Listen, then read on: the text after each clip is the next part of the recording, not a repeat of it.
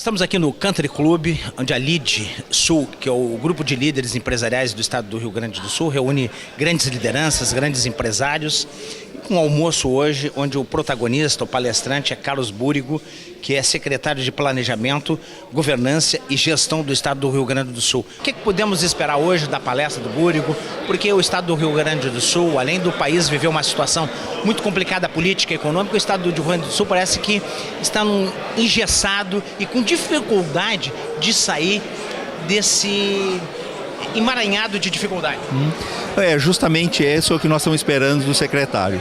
O que o governo enxerga como formas de acelerar, sair desse emaranhado, sair dessa camisa de força que parece que nós mesmos nos colocamos. Para mim, esse é o grande desafio e é o que eu realmente espero ouvir hoje do secretário. Como é que nós vamos mudar esse jogo?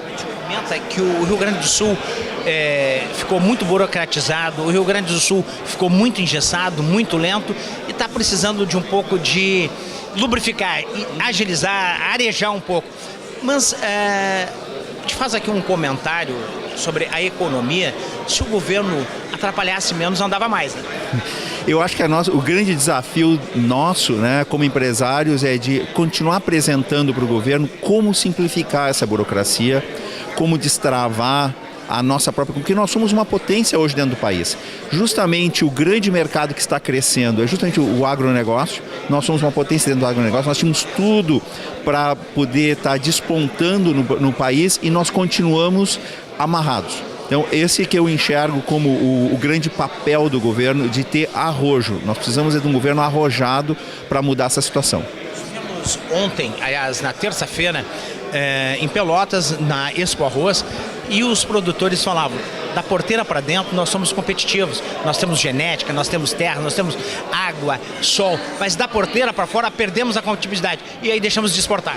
É exatamente aí que eu enxergo, como que o governo vai facilitar para que se tenha mais concessões, para que se possa simplificar a nossa infraestrutura. É o nosso grande desafio, como que o Porto de Rio Grande vai se transformar realmente num meio de exportação melhor do que os outros portos, porque hoje nós estamos perdendo competitividade entre os nossos portos. Esse é um dos exemplos que eu posso dar. As estradas, a forma de como a gente controla a nossa própria burocracia interna.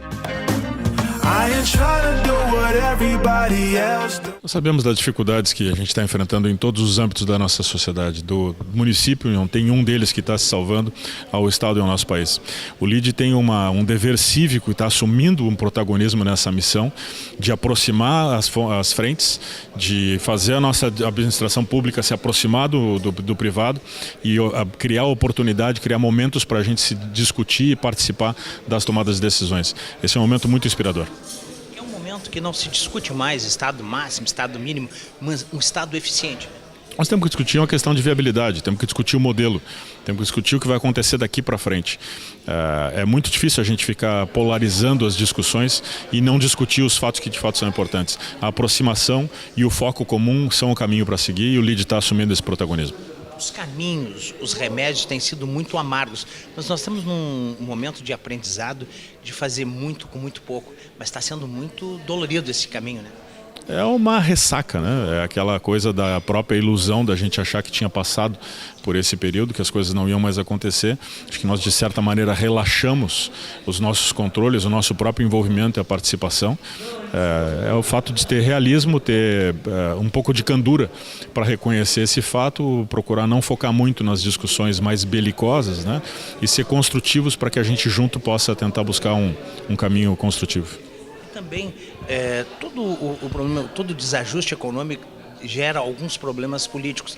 E nós estamos também, de repente, se nós descuidarmos da economia, podemos daqui a pouquinho estar batendo aí, ficando parecido com a Venezuela, a gente não sabe por quê. Claro que não vai chegar a esse ponto, mas temos aqui os vizinhos que estão, por não fazerem o dever de casa, não fazer o tema de casa e não cuidar do tamanho do Estado, aconteceu o que está acontecendo com eles. Nosso país é um país muito grande, né? Muito rico, muito poderoso, muito cheio de recursos. Isso, infelizmente, acabou nos construindo uma ilusão de que nós éramos imbatíveis, que apesar de tudo, a conta não ia chegar. A conta chegou, né? A questão agora é ficar de olho nesses exemplos, né? Sabe que tu tens exemplos duros, piores à nossa distância. Acho que o Brasil não está nessa situação tão grave, mas a nossa situação é muito séria. Temos que ter realismo e ter foco e ter muita assertividade para abordar essas questões. O que preocupa é o custo do Brasil e a falta de estrutura para crescimento, né? São muitos movimentos, né? Tu vê que tem diversas frentes, tem diversas questões, nós temos que separar as coisas e começar a abordar elas. Senão a gente se desilude, né? Perde só pelo tamanho do problema. A gente acaba não sabendo o que fazer em primeiro lugar, qual é a prioridade, o que é mais urgente, né? Tem muitas questões, nenhuma das soluções é fácil. Tem uma frase que eu acho muito interessante, né? De não existir mais aquele fruto que está ao acesso da mão, nós vamos ter que nos esforçar para ir buscar as coisas, mas isso é uma coisa que vai vir mais uma vez para o futuro, né, que vai fazer jus ao potencial e a toda a responsabilidade que nós temos com o Brasil.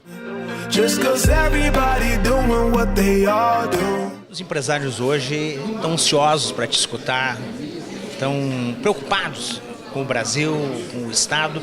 O que podemos assegurar para eles? Nós podemos dizer para eles aquilo que o governador tem dito sempre, da nossa maneira de administrar, fazendo uma administração que não é para esse governo, uma administração para o Estado, para o futuro, com muita transparência, muita responsabilidade e buscando o equilíbrio financeiro das contas públicas, que é só desta forma que nós poderemos ter condições de entregar para a sociedade melhores serviços, principalmente em segurança, em educação, saúde, infraestrutura e programas sociais.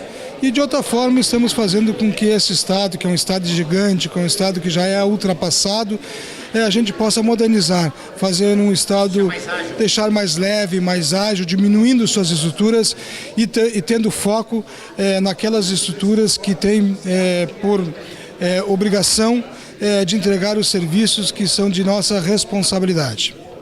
A grande saída é o público-privado se unirem para poder resolver esse problema, que não é um problema, é um super problema. Sem dúvida, eu acho que não é só o público-privado, mas também a sociedade como um todo, os poderes, os órgãos, e ontem a gente conseguiu demonstrar isso para a sociedade, numa união de todos os poderes e órgãos, num consenso na LDO, que é a lei de diretrizes que a gente entregou hoje na Assembleia Legislativa, que determina o tamanho do orçamento de cada poder, tendo a sua expansão máxima em 3% na conta de pessoal e 0% no custeio e investimento. Então acho que começou a ter uma compreensão da sociedade como um todo, da situação do Rio Grande do Sul, e que nós precisamos unidos trabalharmos para tirar o Estado dessa situação e ali na frente possamos ter novamente um Estado pujante, um Estado que possa acolher as empresas que querem vir para cá para produzir, se desenvolver, sendo menos burocrático, mais leve e dando condições para o desenvolvimento.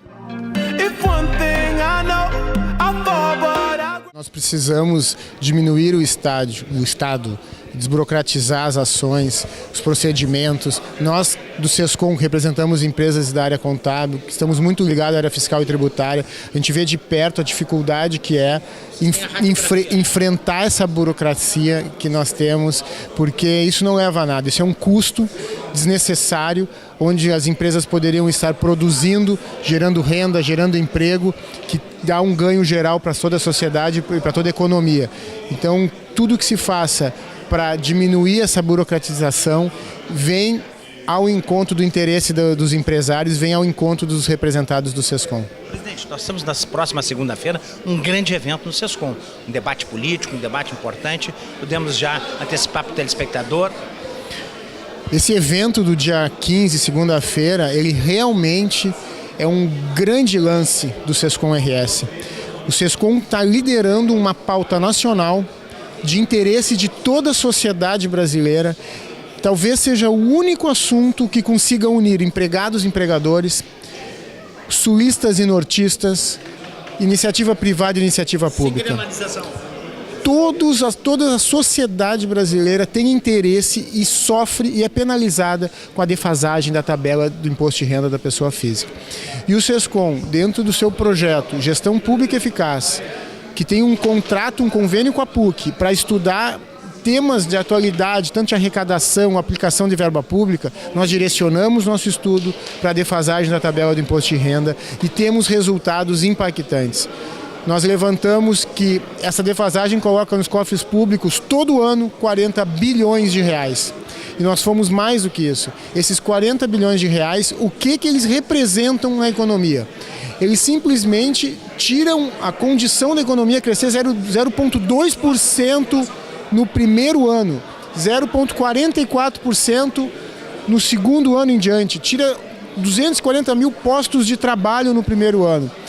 Então a defasagem da tabela de imposto de renda, além de tirar o dinheiro do bolso do trabalhador e do trabalhador humilde, que a gente está falando, quem ganha um pouco mais de R$2.000, ele ainda prejudica a economia, prejudicando a economia, ele prejudica a sociedade.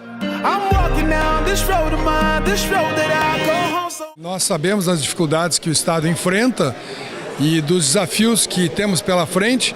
Então, os empresários realmente têm uma expectativa em saber exatamente qual a estratégia e como o governo estadual está se organizando e como ele pretende vencer essa crise e, obviamente, que com o apoio de toda a sociedade. Estamos aqui para ver qual é a parte que nos toca e entender qual o caminho, o que nós podemos esperar para sair desse atolamento que o Estado do Rio Grande do Sul se encontra hoje, decorrente de todo esse processo dos últimos 20 anos que levou a essa situação.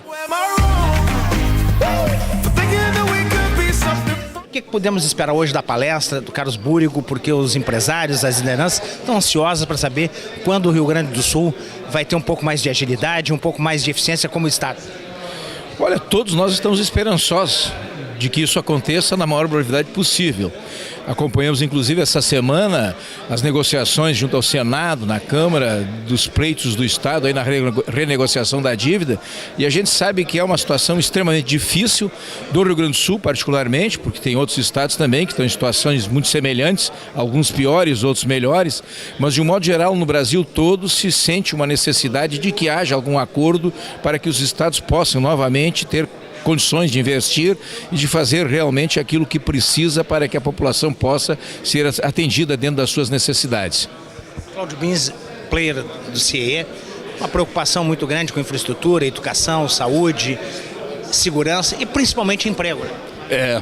Mais uma oportunidade. Hoje temos uma iniciativa do LEAD RS aqui no Country Club, em que teremos a oportunidade de ouvir mais uma liderança importante, uma autoridade do Estado, que possa nos falar um pouco de como andam as finanças, como está a situação do nosso Rio Grande do Sul e quais são as expectativas e as perspectivas para o nosso futuro. O secretário tem um grande problema para resolver e a gente vem aí, percebeu que ele nos traz de novo. Infraestrutura é o caminho para solucionar o mercado. Sem infraestrutura, nenhum mercado funciona. E o governo do estado, na situação financeira complicada, a gente precisa dar atenção ao secretário. Secretário que é responsável pela gestão desse estado, né?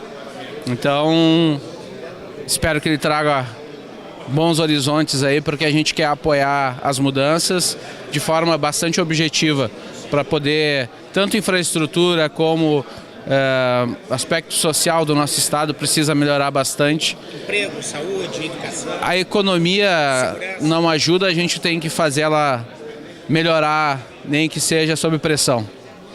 Hoje também estamos com um evento paralelo lá na DCE. A DCE sempre recebendo, né? Às quintas-feiras os seus palestrantes.